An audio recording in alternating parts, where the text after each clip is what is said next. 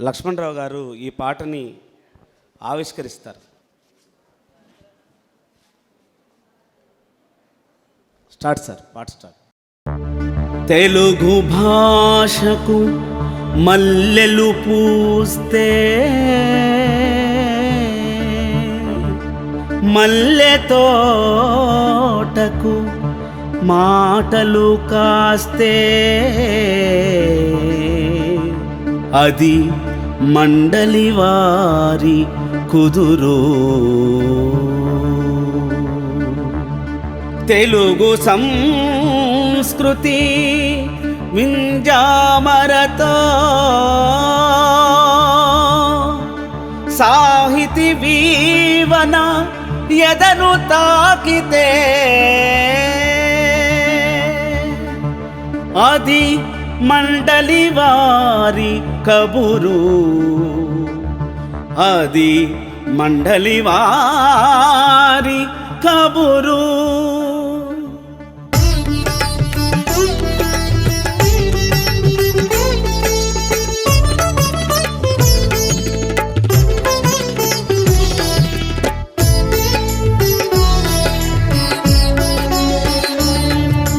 కృష్ణవేణి కల్పతరువుకు కలల కుమారుడు కృష్ణారావు. కృష్ణవేణి కల్పతరువుకు కలల కుమారుడు కృష్ణారావు. వారి సేవలకు పర్యాయం ఎంత వెదికినా లేనే లేవు. వారి సేవలకు పర్యాయం ఎంత వెదికినా లేనే లేవు. శత జయంతి పూలదండ తెలుగు తల్లి మెడలో కృష్ణారావే ధ్వజస్తంభం తెలుగులమ్మ గుడిలో. శత జయంతి పూలదండ తెలుగు తల్లి మెడలో కృష్ణారావే ధ్వజస్తంభం తెలుగులమ్మ గుడిలో.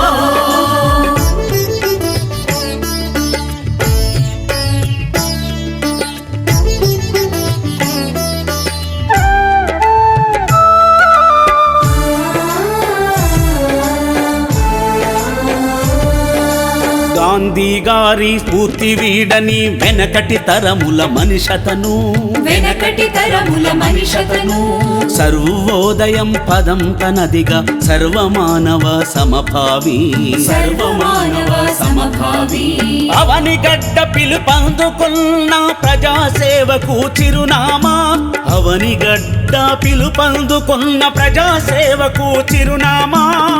తెలుగు ప్రజల బిడ్డడు తానై ప్రజాప్రతినిధిగా సౌవ్యతాచి. కృష్ణవేణి కల్పతరువుకు కలల కుమారుడు కృష్ణారావు. వారి సేవలకు పర్యాయం ఎంత వెతికినా లేనే లేవు. శత జయంతి పూలదండ తెలుగు తల్లి మెడలో కృష్ణారావే ధ్వజస్తంభం తెలుగులమ్మ గుడిలో.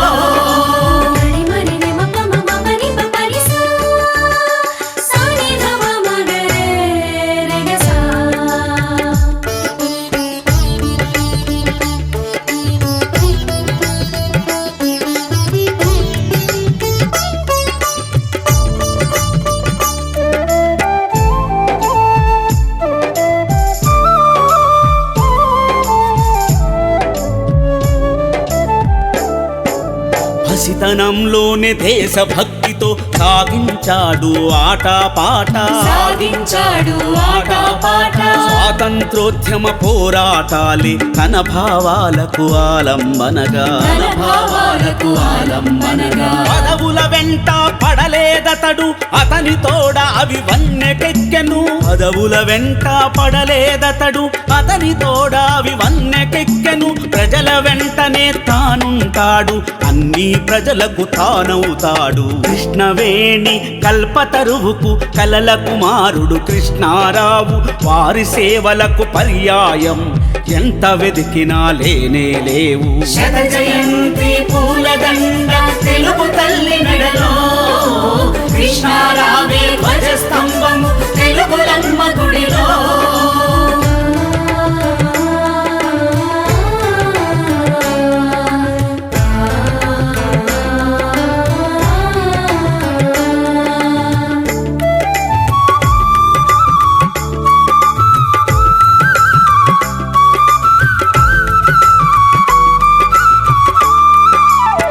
పెన మింగిన దివి తాలూక పునర్జీవన ప్రదాత తాను, పునర్జీవన ప్రదాత తాను. బాధిత గుండెలు మూడవకుండా అండదండగా తానయ్యాడు, అండదండగా నిలవయ్యాడు. సకల కళలకు సముచిత స్థానం ఇచ్చే దిశలో అకాడమీలా, సకల కళలకు సముచిత స్థానం ఇచ్చే దిశలో అకాడమీలా, ప్రపంచ తెలుగు మహాసభలతో విశ్వవ్యాపితం తానయ్యాడు. కృష్ణవేణి కల్పతరువుకు కలల కుమారుడు కృష్ణారావు, వారి సేవలకు పర్యాయం ఎంత వెతికినా లేనే లేవు. శత జయంతి పూలదండ తెలుగు తల్లి మెడలో, కృష్ణారావే ధ్వజస్తంభము తెలుగులమ్మ గుడిలో.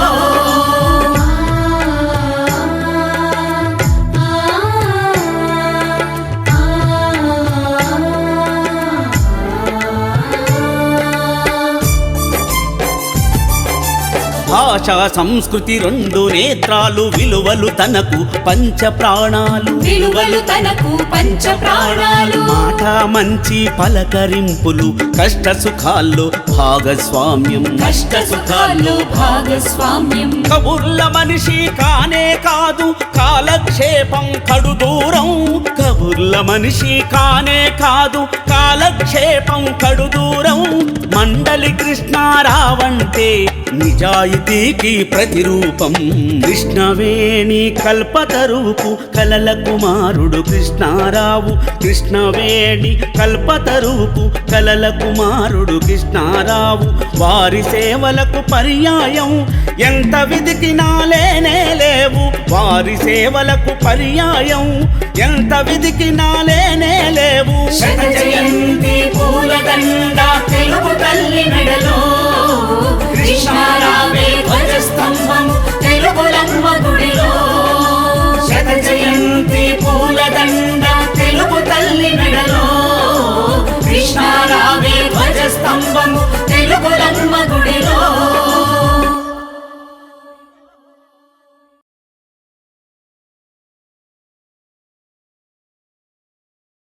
ఈ ఏడాది మా నాన్నగారు మండల వెంకటకృష్ణారావు సత్య జయంతి సందర్భంలో కళారత్న శ్రీ పివి రమణ ఆయన మీద ఒక పాట తయారు చేయాలని చెప్పి సంకల్పించడం, దానికి మా అనేక మంది ప్రోత్సహించారు. ప్రత్యేకంగా మా సాంస్కృతిక శాఖ సంచాలకులు మల్లికార్జునరావు గారు, వీరందరూ ప్రోత్సాహంతో చక్కటి పాట వారు రూపొందించి దాన్ని రచించింది దేవేంద్ర గారు. ఆ పాటని ఈ రోజున ఇక్కడ ఆవిష్కరణ చేయాలని చెప్పి పిలిచినందుకు వారికి నేను ప్రత్యేకంగా ధన్యవాదాలు తెలియజేస్తున్నాను. మా నాన్నగారి అదృష్టం ఏంటో కానీ ఆయన చనిపోయి చాలా కాలమైన 100 సంవత్సరాల వేడుకల్లో ఆయన్ని చాలామందిని ఆవహించారు. ఆవహించిన వ్యక్తిలో రమణ పాట ద్వారా ఆహ్వానిస్తే మా బోసరపల్లి వారైతే ఒక గేయకావ్యం రాశారు. ఇప్పుడు నారాయణ రెడ్డి గారు కర్పూర వసంతరాయలు ఇలాంటి వారి మీద గేయకావ్యాలు రాసినట్టు వారు గేయకావ్యం రాశారు. మరొకరు ఇక్కడ సంజయ్ కిషోర్ గారు, వీరు సినీ సాహిత్యంగానే ఉండి అన్నిటికీ ఒక భాండాగారం లాంటి వ్యక్తి. సినిమా రంగానికి సంబంధించిన ఏ అంశమైనా, ఏ పత్రిక అయినా, ఏ ఫోటో అయినా ఆంధ్రదేశంలో ఈ తెలుగు రాష్ట్రాల్లో దొరకాలంటే ఒక్క సంజయ్ కిషోర్ దగ్గర దొరుకుతుంది. చాలామంది వాళ్ళ ఇప్పుడున్న నటీనటులు వాళ్ళ పెళ్ళి ఫోటోలు లేకపోతే వాళ్ళ ఇంట్లో జరిగిన కార్యక్రమాల ఫోటోలు వాళ్ళ దగ్గర ఉండవు, ఈయన దగ్గర ఉంటే అందుకు వచ్చి తీసుకెళ్తూ ఉంటారు. వీరు చాలా గ్రంథాలు సినిమా నటుల మీద, ఎస్వి రంగారావు మీద, సావిత్రి గారి మీద, ఆ తర్వాత ఎన్టీ రామారావు మీద, అక్కినేని నాగేశ్వరరావు గారు, వీళ్ళందరి మీద చాలా చక్కటి ఫోటో బయోగ్రఫీస్, ఫోటోల ద్వారా వాళ్ళ జీవితాన్ని చూపించే విధంగా ఒక అద్భుతమైన గ్రంథాలను రచించిన వ్యక్తి. ఆయనకు కూడా సినిమా రంగం నుంచి వైదొలిగి అంటే ఆ సినిమా ఇంతవరకు సినిమా వాళ్ళకే చేస్తూ వచ్చాడు. కానీ ఇప్పుడు మండల వెంకటకృష్ణారావు మీద కూడా ఆయన ఒక చక్కటి గ్రంథాన్ని రూపొందించి అది కూడా త్వరలోనే విడుదల అవబోతుంది.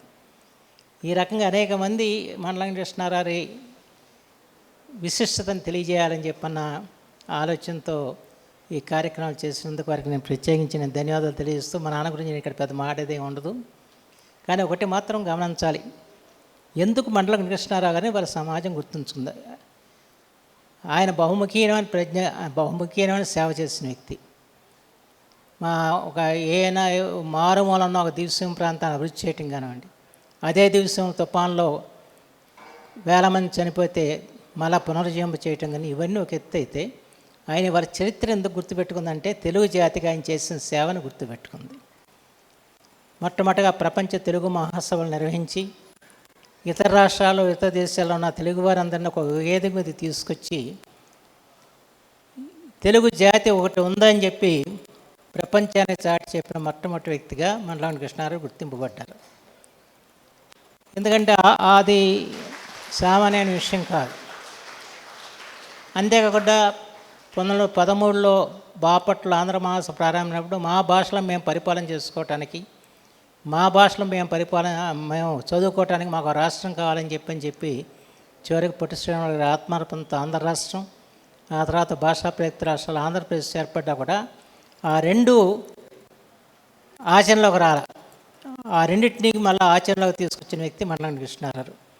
మొట్టమొదటిసారిగా అధికార భాషా సంఘం ఏర్పాటు చేసి వారివేల గోపాలకృష్ణ గారి అధ్యక్షులుగా తాలూకా స్థాయిలో మొట్టమొదటిగా అధికార భాషను ప్రవేశపెట్టిన ఘనత కూడా ఆయన దక్కించుకున్నారు.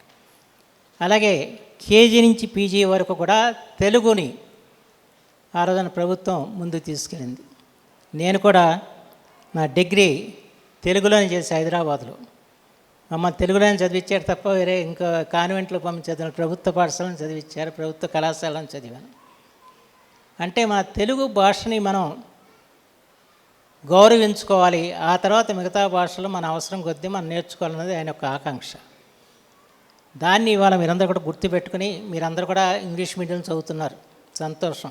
ఇంగ్లీష్ అంతర్జాతీయ భాష, దాని ప్రాధాన్యత దానికి ఉంది.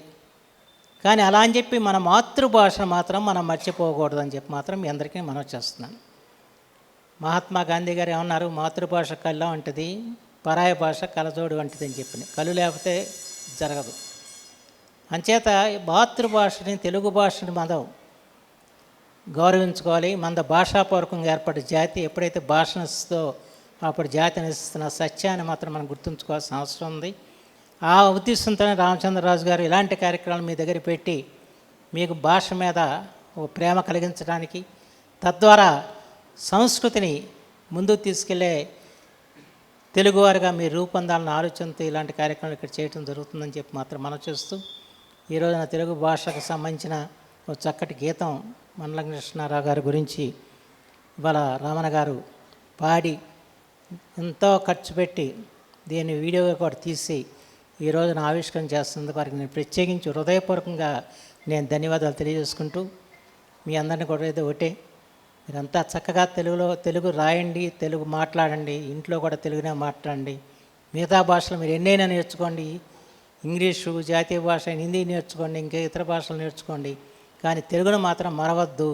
తెలుగులో వాళ్ళు చూస్తాం, మన 10వ తరగతి పరీక్షలు ఎక్కువ మంది తప్పింది ఏంటో తెలుగులో అని తప్పారు. ఆ పరిస్థితి మాత్రం రాకూడదు. భారతీయ విద్యాభవనం కేవలం విద్యకే కాదు, భారతీయ సంస్కృతికి ప్రత్యేకమైన సంస్థ ఇది. కేఎం మున్షి గారు స్థాపించిన మహోన్నతమైన సంస్థ. అందుకని మన సంస్కృతిని, మన వారసత్వాన్ని, మన భాషల్ని కూడా కాపాడుకోవాల్సిన బాధ్యత ఎవరి మీద ఉంది? భారతీయ విద్యాభవన్ విద్యార్థుల మీద ఉంది. దాన్ని మీరు ముందు తీసుకెళ్తారని ఆశిస్తూ సెలవు తీసుకున్నాను. జైన్. కృష్ణా జిల్లాలో దివిసీమ అనే ప్రాంతం, అవెనగడ్డ, నాగాయలంక, కోడూరు, చల్లపల్లి, ఘంటసాల ఈ మండలాల్లో ఉన్న ప్రాంతాన్ని దివిసీమ అని పిలుస్తారు. ఎంతో ప్రాధాన్యత కలిగినటువంటి ప్రాంతం ఇది.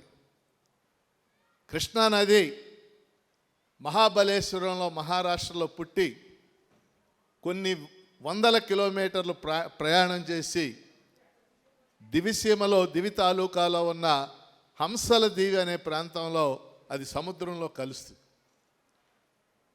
అటువంటి ప్రాంతంలో జన్మించిన గొప్ప నాయకుడు మండలి వెంకటకృష్ణారావు గారు. 2 విశేషాలు ఆయన గురించి మనం ఖచ్చితంగా మన దృష్టిలో ఉండాలి. మొదటిది, ఆయన ఎంపీగా చేశారు, ఎమ్మెల్యేగా చేశారు, రాష్ట్ర మంత్రిగా చేశారు, విద్యామంత్రిగా కూడా చేశారు. ప్రజాప్రతినిధి ఎలా ఉండాలి, ఎంత నిజాయితీగా ఉండాలి, ఎంత నిబద్ధతతో ఉండాలనే దానికి నిలువెత్తు ప్రతిరూపం శ్రీ మండల వెంకటకృష్ణారావు గారు. ఈరోజు మనం ప్రజాప్రతినిధుల్లో అంటే ఎంపీలు, ఎమ్మెల్యేలు వీళ్ళందరినీ మనం ప్రజాప్రతినిధులు అంటాం. వీళ్ళల్లో ఎవరైనా నిజాయితీ పరుడు ఉన్నాడా అని వెతకాలి. ఇప్పుడు ఆ పేరు ఏమైనా దొరుకుద్దా అని. ఉంటారు అక్కడక్కడ కొద్దిమంది, మన బుద్ధప్రసాద్ గారి లాగా. కానీ ఆ రోజున ఆయన ఎంతో నిజాయితీగా మంత్రిగా పనిచేశాడు. అది మనం గుర్తించాలి. రెండవది, ఈ రాష్ట్రంలో ఆయన విద్యామంత్రిగా ఒక ముద్ర వేశాడు. ప్రపంచ తెలుగు మహాసభలు మొట్టమొదటిసారిగా ఆయన మంత్రిగా ఉండగానే నిర్వహించడం అనేది జరిగింది. తెలుగు భాష, తెలుగు సంస్కృతి అభివృద్ధి చేయాలి అని చెప్పేసి ఆయన భావించాడు. మండల వెంకటకృష్ణారావు గారు మొదటిసారిగా ప్రపంచ తెలుగు మహాసభలని నిర్వహించారు. 1955లోనే పార్లమెంటు సభ్యులుగా ఎన్నికయ్యారు. అనంతరం అవనిగడ్డ ప్రాంతం, దివిసీమ ప్రాంతం వాటి అభివృద్ధికి ఎంతో కృషి చేశారు. దివిసీమలో 1977లో తుఫాను వచ్చినప్పుడు ఆ మహనీయుడు చేసిన కృషి అక్కడున్న ప్రజలు ఎవరూ మర్చిపోలేరు. ఈరోజు ఎందుకు మనం మండల వెంకటకృష్ణారావు గారిని జ్ఞాపకం తెచ్చుకుంటున్నామంటే, ఇప్పుడున్న రాజకీయ నాయకులకి వారి జీవితం గురించి, వారు చేసిన త్యాగాల గురించి తెలుసుకుంటే కనీసం కొంతమేరకైనా తప్పులు చేయటం మానేసి మంచి వైపు ఆలోచిస్తారనే ఉద్దేశంతో వారి 100 సంవత్సరాల వేడుకల్ని రాష్ట్ర వ్యాప్తంగా జరుపుకుంటూ ఉన్నాం. తనకి స్వాతంత్ర సమరయోధులుగా వచ్చిన 5 ఎకరాల పొలం కూడా పేదలకి పంచిపెట్టాడు. అవినీతికి ఏమాత్రం ఆస్కారం లేకుండా కృషి చేశాడు. అలాంటి మహనీయుడిని మనందరం స్మరించుకుంటూ వారి అడుగుల్లో అడుగు వేసుకుంటూ ముందుకెళ్లాలని కోరుకుంటూ, మా రమణ రకరకాల సబ్జెక్టుల మీద యువతని చైతన్యం చేయాలని రకరకాల సబ్జెక్ట్స్ మీద సొసైటీలోకి వెళ్ళి పాటల రూపాన అందరికీ కూడా తను ఏం చెప్పాలనుకుంటున్నాడో అది పాటల రూపాన్ని సందేశంగా అందరి దగ్గరికి తీసుకెళ్తూ ఉంటాడు. అటువంటి రమణ ఒక మాకందరికీ ఇక్కడ ఉన్న వేదిక మీద ఉన్న వారందరికీ కూడా మేమందరం కూడా బుద్ధప్రసాద్ గారి అభిమానులు, అలాగే మండల కృష్ణారావు గారి అభిమానులు. మా అందరికీ ఇష్టమైన పని వారి 100వ జయంతి సందర్భంగా ఒక పాటను ఇక్కడ రిలీజ్ చేద్దామని అంటే సడన్గా అనుకున్నాం 2 రోజుల కిందట.